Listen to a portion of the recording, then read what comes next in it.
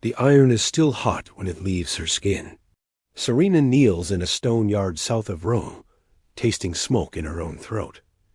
The brand on her forehead is small, but it owns her now. 3 letters. Fug. A word cut into flesh, so no one will ever mistake her for human again. Around her, the courtyard holds other women in chains. Some cry softly. Some stare like they have already left their bodies behind. The air smells of ash, sweat, and old fear soaked into stone. 14 days ago, Serena lived inside a senator's villa. She read letters. She counted coins. She wrote clean Latin on wax tablets and sealed scrolls with warm wax. The household called her useful. They praised her mind the way you praise a well-made tool. She ate leftovers from polished plates and slept under a roof that did not leak. She almost believed comfort was a kind of safety. Then she ran, not for gold, not for pride, for a child. Her daughter, 8 years old, sold away 6 months earlier to a buyer in Ostia. Serena had heard the man's name whispered in the corridors with a certain tone. She understood what that tone meant. In Rome, slave mothers did not have children in the eyes of the law. They produced property. Still, Serena could not accept that the world could cut a child from her arms like a rope. So she ran, and for 12 days she tasted something like life. Cold water from a public fountain, dusty roads, the sound of her own footsteps without permission. Then the slave catchers found her, and the empire snapped shut like a trap. Now a man walks into the courtyard with measured steps, as if he is entering a garden. He is in his 40s, clean-shaven, dressed like authority. The guards shift when he passes. Serena has learned his name from whispers. Quintus Sibelius Deus, administrator of the Laurentine labor facility. A place Rome pretends is only work, the way Rome pretends chains are only order. Deus stops in front of her and crouches. He tilts her chin up with 2 fingers. Casual, practiced. His eyes do not show anger. Anger would mean she mattered. His expression is something colder professional interest. The senator's runaway, he says. Educated, trusted, and foolish. Serena forces her voice through pain. I had reasons. Everyone does. He smiles, thin as a blade. Tell me. She swallows. My daughter was sold. I went to find her. For the first time, something shifts in Deus's face. Not sympathy, calculation. He glances at her like a merchant judging weight. A mother, he murmurs, tasting the word as if it is strange. You understand that families do not exist for you. She is my child. She is property, he corrects. And so are you. He stands and signals to the guards. Mark her for the special assignment, he says. She has spirit. Serena's stomach tightens. She has heard that phrase in the mouths of old slaves, spoken like a curse. Hands seize her arms. Chains scrape. She is lifted from the post and dragged toward a dark doorway leading inside. She turns her head, trying to keep her voice steady, trying to steal one last piece of control. What is the special assignment? She asks. Deus watches her disappear into shadow. His smile returns, slow and satisfied. You will learn soon enough, he says. Most last 3 or 4 weeks. The strong ones reach 6. The door closes, and the lamp-lit corridors swallow Serena whole. Rome did not rely on chains alone. It relied on certainty, the cold belief that the world had no door out. By the 1st century A.D., enslaved people were everywhere in Italy fields, workshops, kitchens, quarries, ships, an invisible population carrying the empire on their backs. Senators argued in polished rooms about virtue and law, while slaves carried their chairs, warmed their baths, and raised their children. This contradiction was not an accident. It was the engine. And like any engine, it required maintenance, especially when one piece tried to escape. A runaway slave was not merely disobedient. In Roman thinking, a runaway was theft made flesh. the owner's property, attempting to remove itself from the owner as hand. That single act threatened more than one household. It threatened an entire social order built on the idea that some lives could be owned. So Rome answered escape the way it answered rebellion, with spectacle, with permanent marks, with punishments designed to spread like rumor through the slave quarters at night. The first step was identification, a brand on the forehead, a metal collar with an inscription that read like a death sentence. Notices posted in markets describing height, scars, speech, and mannerisms, as if describing a lost animal. There were professional hunters, too, men paid to search roads and ports, to watch taverns and warehouses, to read fear in a stranger's posture. Some carried dogs. Others carried networks informants who traded names for coins. In city streets, a slave might hide for a day, even a week, but Rome's world was small when power wanted you found. If captured, the slave was often beaten first, not for information, but for a message. This is what your hope costs. Then came the choices. For minor cases, an owner might simply tighten control and move on. But when escape had lasted long enough to become a story, Rome demanded a lesson. The runaway could be sent away from familiar eyes to places that existed for correction. Roman writers mentioned mines and quarries with casual horror, calling them the harshest labor, the kind that devoured bodies quickly. Archaeology shows cramped barracks, heavy irons, and work sites cut like wounds into the earth. These were not just workplaces. They were warnings. There were also private prisons on rural estates, ergastula, where stubborn slaves could be kept beneath ground, worked, starved, and frightened into obedience. Yet beyond these known punishments, there were facilities that sat in the shadows of official language, described vaguely as labor depots or training sites, places that managed human beings the way a warehouse manages stock. Their true function was psychological, to erase the fantasy of freedom by making the cost so unbearable that even dreaming became dangerous. Laurentine was one of those places. Its administrators understood that pain alone is not enough. Pain must be organized, repeated, and made profitable. A branded runaway could be reassigned, not simply returned, because return suggested mercy, and mercy suggested negotiation. The point was to demonstrate that the empire did not bargain with a slave's desire. It punished it until it became a cautionary tale spoken in whispers. That is why Serena was not taken back to the senator's villa. That is why Deuce looked at her like a man selecting a tool for a specific job. In Rome, the most effective terror was not the kind that killed you quickly. It was the kind that kept you alive long enough for everyone else to understand what happened when you tried to leave. Serena is dragged through the doorway, and the air changes at once, as if the courtyard's open sky was the last mercy she will ever be given. Inside, the Laurentine facility breathes like a machine stone corridors, damp walls, torchlight that never fully warms, and a constant chorus of distant sounds. Chains shifting, boots on grit, a cough that won't stop, a muffled cry that ends too quickly.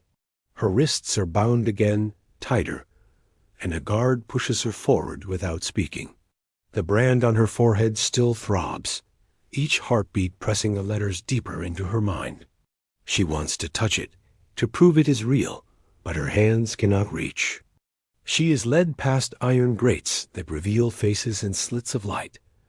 Women with shaved heads, women with swollen eyes, women with scars that look older than their years. Some stare at Serena with the blank attention of people watching the next victim arrive. Others turn away, not out of kindness, but because looking costs too much. The corridor bends and narrows, and then she is thrown into a cell that smells of old sweat and sour water. The door is not a door, but a grate, and the light is always on a lamp set outside her reach, so darkness can never hide what happens here. A thin pallet lies in the corner like a joke. A bucket sits opposite it like a verdict. She hears breathing, and when her eyes adjust, she sees another woman on the pallet older than Serena with a brand like hers, but with additional marks on her arms and neck, as if the facility has been signing its name on her body over time. The woman's face is calm in a way that feels unnatural, like a statue that learned to speak. New, she says, not asking, just naming. Serena swallows. They said special assignment. The woman gives a small sound that might have been laughter once, but here it is only air shaped like bitterness. Then you have weeks, not months. Most don't get that much. Serena grips the one thing she still owns her voice. What is it? The woman looks at her for a long moment, as if deciding whether truth is a gift or another weapon.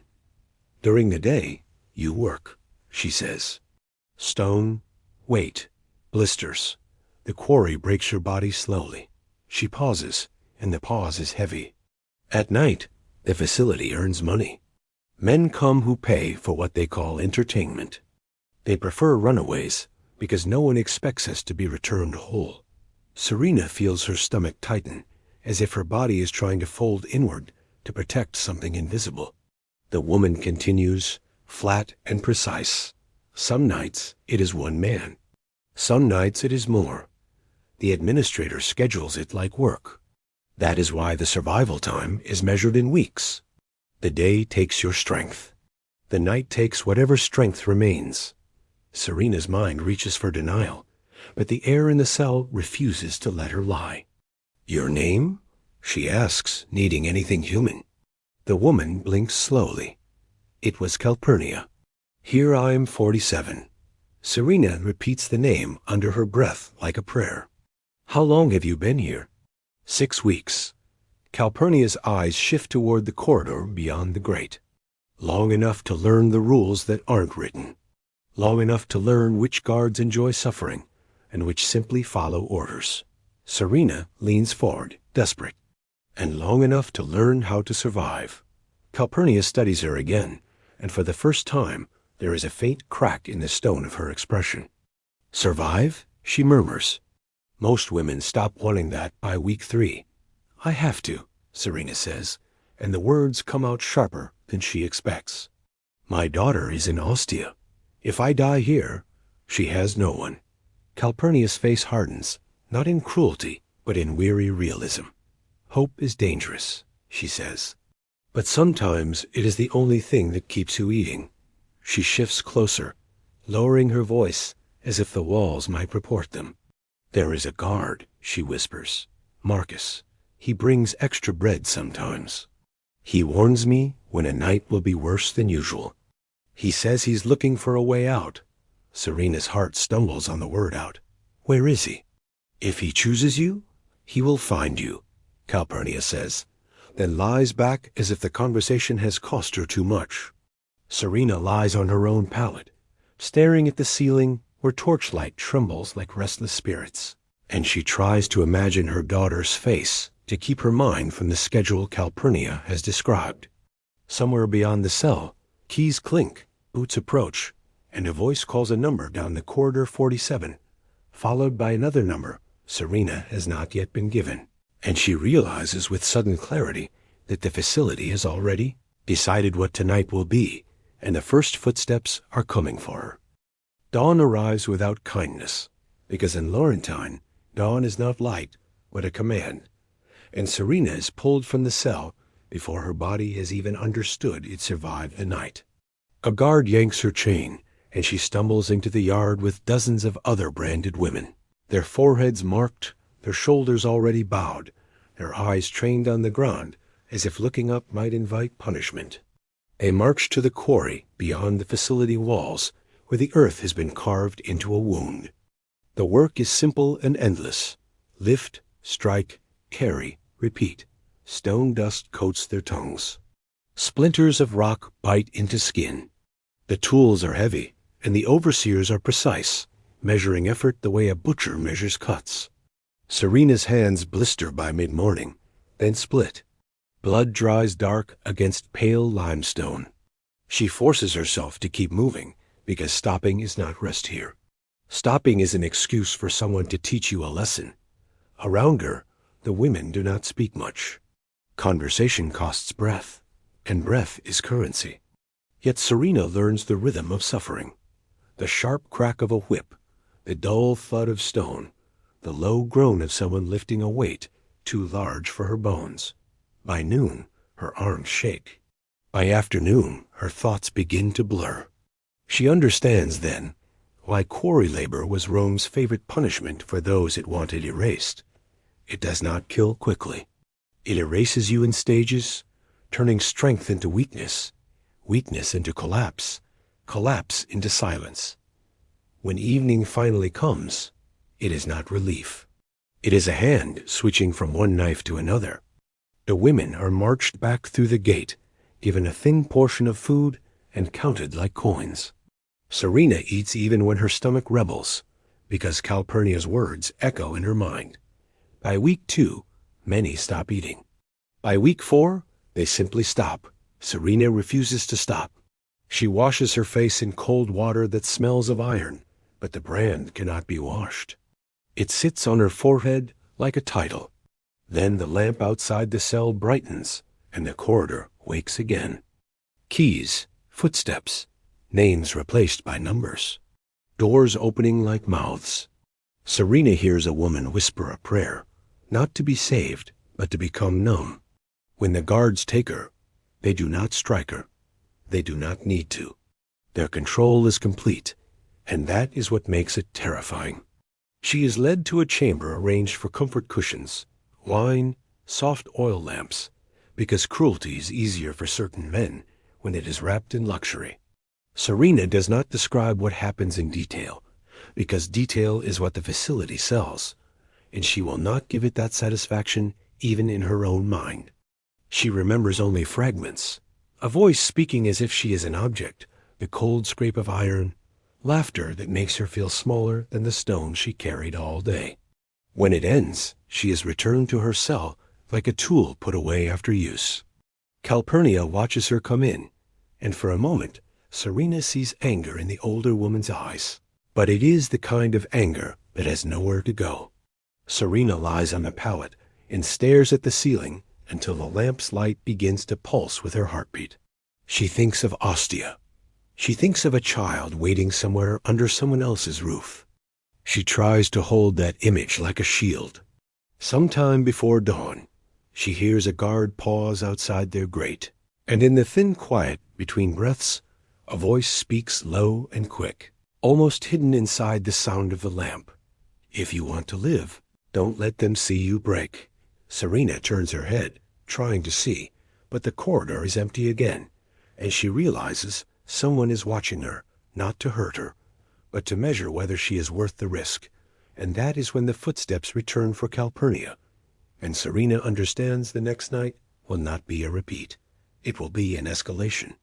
By the 3rd week, time in Laurentine stops behaving like time and becomes a sequence of commands. Wake, carry, endure, return, submit, collapse.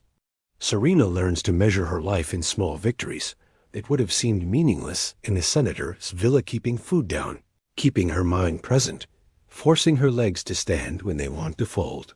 The quarry has carved her hands into raw maps of pain, and the nights have carved something deeper, something quieter, a numbness that tries to spread from her skin into her thoughts. Calpurnia grows thinner beside her, her voice fading into short warnings, as if words themselves are too heavy now. Yet Serena clings to one thing with stubborn precision, her daughter's name, Lucia. She repeats it silently while stone dust fills her mouth, while the corridor keys jingle, while strangers' laughter tries to erase her. One evening after the count, when the lamp outside their grate flickers and the facility settles into its nightly routine, Serena hears a soft scrape at the cell door, not the loud official rattle of guards on duty, but a careful sound controlled, almost nervous. A face appears in the corridor light, a man in a guard's tunic, younger than most here, with eyes that don't match the place. His gaze is sharp but not hungry. He looks away quickly, as if even being seen looking is dangerous. 47, he whispers, and Calpurnia lifts her head like a drowned person hearing her name from shore. You're late, she murmurs, and Serena understands at once. This is Marcus. He slips something through the grate, 2 pieces of bread, a strip of dried fruit, and a small cloth wrapped around a cut piece of wax. Serena stares at it, as if it is a miracle. "Don't," Marcus says quietly, catching her expression. "Don't thank me. Just eat." Calpurnia's fingers shake as she takes the food. "Why are you doing this?" Serena asks, and the question comes out rough, half anger, half pleading. Marcus's jaw tightens. He glances down the corridor, then back. "Because I've seen what they do," he says. "And because I'm tired of pretending it's normal." Serena studies him, searching for the hidden hook, the price. In Laurenton, nothing is given without a reason. Marcus lowers his voice further. "I can't stop the schedule," he admits. "Not yet. But I can move names. I can change who is called when. I can warn you before a bad night. And sometimes I can make a door open that shouldn't." Serena's heart pounds so hard it hurts. "A door out?" she whispers. Marcus's eyes harden with the strain of saying it. "Not out of the Empire," he says. "Not a perfect escape, but out of this facility, there are transfers. Work crews, supply wagons, men who don't ask questions if a hand has enough coin." Serena almost laughs at the idea of coin, and remembers. She once managed accounts. She once knew numbers, names, routes, and the quiet habits of rich men. She leans closer to the grate. "I can help you," she says. "I can write. I can remember. I can make plans." Marcus hesitates, and in that hesitation, Serena feels the true danger. Helping her is not a kind act. It is treason against the system that feeds him. Spirit, Doucet called it. Serena sees now how the facility uses that word. Spirit makes you profitable. Spirit makes you a lesson. Marcus looks past her toward the darkness of the cell, toward Calpurnia, toward the thin space where hope still breathes. "If I choose you," he says slowly, "you have to survive long enough to move. And you cannot let Deuce suspect anything." Calpurnia laughs once, a dry sound. "He suspects everything," she says. Marcus's face tightens again. "Then we have to be smarter than him," he replies, and he pushes the wax closer. Serena unwraps it and sees a few scratched letters an hour, a gate, a signal so small and crude it barely counts as writing, but it is a map to possibility. She looks up to ask him one more question, but Marcus has already stepped back into shadow.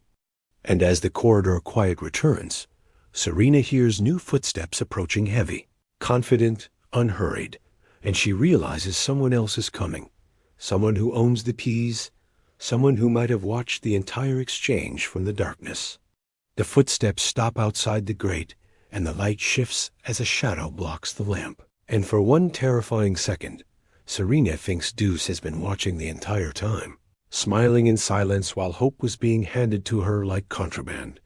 But the voice that speaks is not his. It is an older guard with a tired tone, the kind of man who has seen too much and learned to survive by pretending he cares about nothing. He leans close, looks at Serena's branded forehead, then at Calpurnia's hollow face, and says only, "Eat what you can. Tomorrow will be heavy," and walks away without asking why extra bread is missing, without naming Marcus, without exposing anyone, as if even he understands that this place runs smoother when small mercies remain invisible. Serena waits until the corridor quiet returns then, presses the wax to her palm, and reads the scratched message again and again until the lines feel carved into her skin. A late hour, a service-gate, a signal made with cloth, a moment measured in heartbeats. It is not freedom, not even close, but it is movement. And movement is everything in a world designed to keep you still. The next days become a test of acting broken while refusing to break.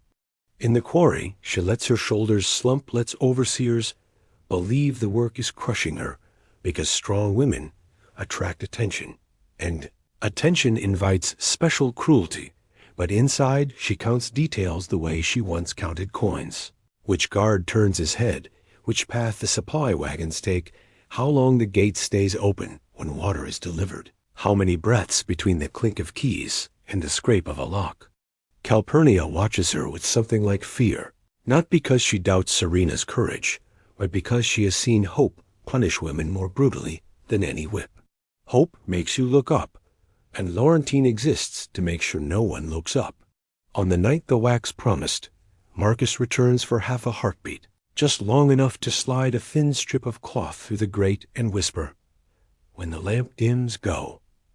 And Serena understands that even the light is a tool here, even darkness is scheduled, even a flicker can be an opening if someone is willing to risk his own life to create it.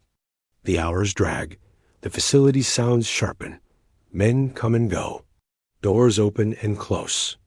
A woman screams once and then stops. Serena's body shakes with exhaustion and dread, but she does not let her face change, because faces are watched and in places. Like this, fear is not private, it is currency.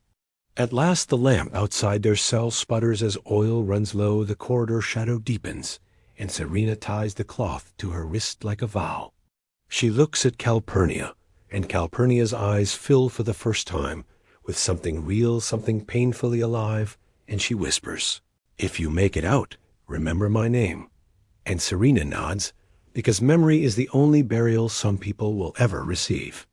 The lock clicks too soft. Too deliberate. Marcus has done it, and the grate opens just enough for Serena to slip through, barefoot, silent, moving like a ghost along the wall, following the pattern she learned, turning when the guards turn, pausing when the keys jingle, becoming small in the corners the way hunted animals become small. She reaches the service corridor and sees the gate ahead, a darker rectangle cut into darker stone, and beyond it the night air of the outside world, a scent of wet earth and distant sea that almost makes her dizzy. She lifts the cloth, the agreed signal, and for a breath she believes the Empire might actually fail to notice one stolen body. Then a torch flares behind her, and a voice calls, calm and amused. Runaways always believe the door is the hard part, and Serena freezes as Deuce steps from the shadows like he has been waiting for this scene all along. His smile steady, his eyes bright with the pleasure of proving a rule. In Rome, even hope can be owned. What happens next is not recorded neatly in any official history, because empires rarely write down the parts that make them look like monsters, but fragments. Survive in law, in inscriptions, in bitter lines from ancient writers who spoke of mines, collars and punishment, as if describing weather, and those fragments whisper the same truth. Serena learns in that moment. The cruelty was not random. It was a system refined and repeated until it felt ordinary. Rome did not punish escape because it hated the individual slave. It punished escape because it feared the idea that a human being could refuse to be property. And that is the darkest part to carry into the present, that the most horrifying machines are not built by madmen in secret chambers, but by ordinary people doing their jobs day after day until suffering becomes routine and mercy becomes a crime.